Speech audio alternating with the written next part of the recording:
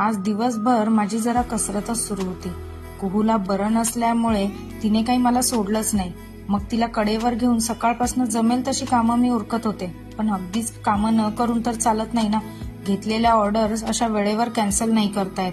मग तिला खेळण्यांमध्ये नादवून मी काउंटरचे आणि ऑर्डर्सचे केक तयार करायला घेतले.